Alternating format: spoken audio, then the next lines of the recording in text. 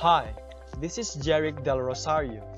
We are going to talk about educational theories rooted from the educational philosophies, Reconstructionism and critical theory. Reconstructionism is an educational philosophy that focuses on social questions and sets students out to create a better society.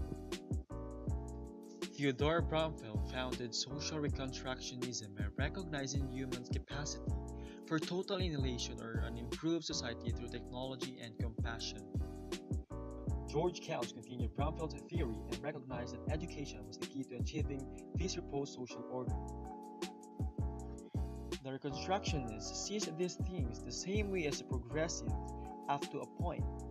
For example, Reconstructionists believe that students learn more, remember it longer, and apply it to new situations better if they learn through experience, rather than through being told something. As they see it, the teacher's main role is that of a resource person or a research project director who guides the students' learning rather than being a dispenser of knowledge. In this role, the teacher carries on a dialogue with the students, helping them identify problems, frame hypotheses, find data, draw appropriate conclusions, and select efficacious courses of action. The constructionists don't believe in predetermined curriculum. They would use the subject matter from any or all disciplines when needed to solve a problem. They would probably deal more, however, with the subject matter of social experience in solving problems. The teaching methods favored by Reconstructionists are: first, the pupil-teacher dialogue. Second, praxis is effective action. In other words, Reconstructionists favor applying problem-solving method of the progressive to real-life problems. After one has reached an intellectual solution to a problem, Reconstructionists favor carefully throughout social action to remedy or ameliorate the problem. Reconstructionists, like progressives, do not favor any type of ability grouping. They feel students should be grouped only upon the basis of common interests.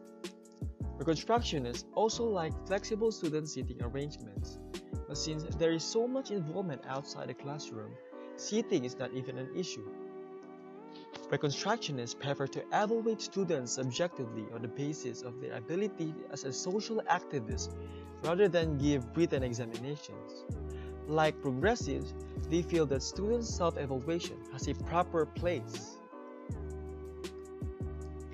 Reconstructionists believe that a utopian future is a genuine possibility for mankind if we learn how to intervene to direct change. They believe that schools should train students to be social activists in the tradition of Gandhi, Martin Luther King Jr., Ralph Nader, and Jesse Jackson. Reconstructionists believe that we should apply the reflective inquiry method to life's problem. They feel, however, that we should be prepared to act upon our conclusions.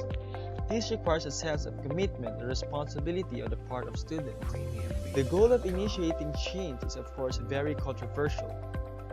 Reconstructionism advocates of social actions and contend that the more involvement we have, the better off we will be as a society. They claim that as things stand now, only a small percentage of people get involved in social issues because they do not know how to do so. Advocates of social action emphasize that it can be safely practiced if certain common sense safeguards are applied. For example, number 1, young students should be encouraged to act in a more limited setting than older students, such as the classroom or school, rather than the larger community.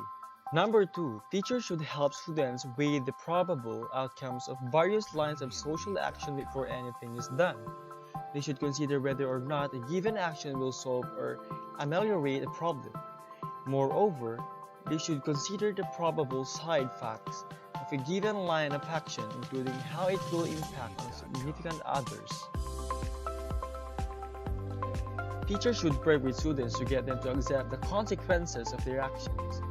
Once they have taken place, without complaining or expecting to be let off the hook, this is important if a sense of commitment and responsibility is to be nurtured. Critical theory is a social theory oriented towards critiquing and changing society as a whole, in contrast to traditional theory oriented only to understand or explaining it. Educators like me, who uses Reconstructionist philosophy, focuses on a curriculum that highlights social reform and attributes necessary to achieve a successful reform. Critical theorists, like social reconstructionists, believes that educational system must be changed to improve cruel and unjust human condition. Paulo Freire worked to use education and literacy to lead movement for a social change. Aims in education, social reform is the main focus, reconstruction of society. The role of school is to encourage students to diversify society and prepare them to become agents of change.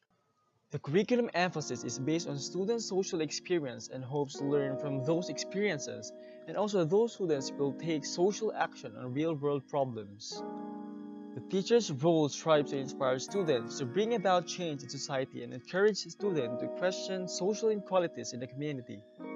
Teaching methods require cooperative learning, problem solving, critical thinking. Character development includes community building, spending time in the community, discovering different aspects in the area in which they live. Coming up with a conflict and resolution are encouraged and reinforced. Some practical teaching techniques include discussion of current events, role plays, self-reflections, and hands-on activities. This movement required awareness of the need to overcome oppression by creating a conversation about the issues at hand. Freire saw a need for this character development for students to have an opportunity to invent and reinvent the world. Freire believed that schools and educators needed to move past teaching methods that banked information. There needed to be more methods that motivated the students to question, analyze, investigate, and search for more information. Freire also emphasized that teaching and learning tolerance is essential for a continued successful reform. The curricular emphasis is on students' experience in taking steps to change societal issues that are a result of oppressive and dominating behaviors.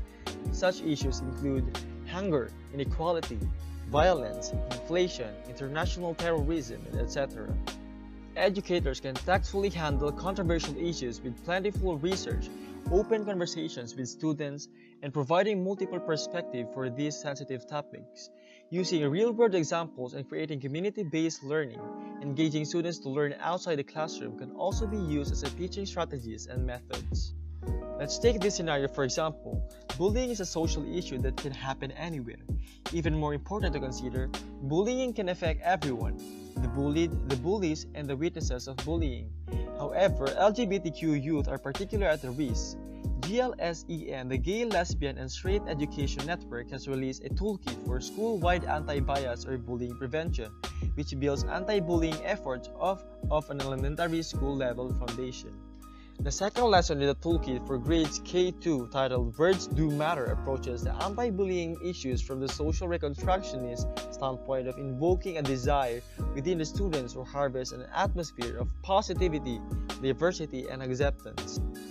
According to the overview of the lesson plan, using the framework of the students' names and nicknames, this lesson invites students to explore the power of words in either making people feel positively or negatively about themselves and others. It creates an ongoing framework that educators and students can use to address name-calling and that may occur. Characteristic of social reconstructionist education. The prompts of the lesson allow room for intense group discussion, bringing up topics that would feel intense for young in grades K-2. The lesson plan flows through the following progression of discussion questions, providing details to guide the educator through the facilitation of this discussion. The lesson culminated with the interactive task of categorizing put-ups and put-downs on a chalkboard chart, and closes with the final message. Ask students to consider what feeling lasts longer, the one you get by giving a put-down or the one get from giving a put-up. Explain that we might think that putting someone down makes us feel better, but giving someone a put-up can feel just as good and maybe better.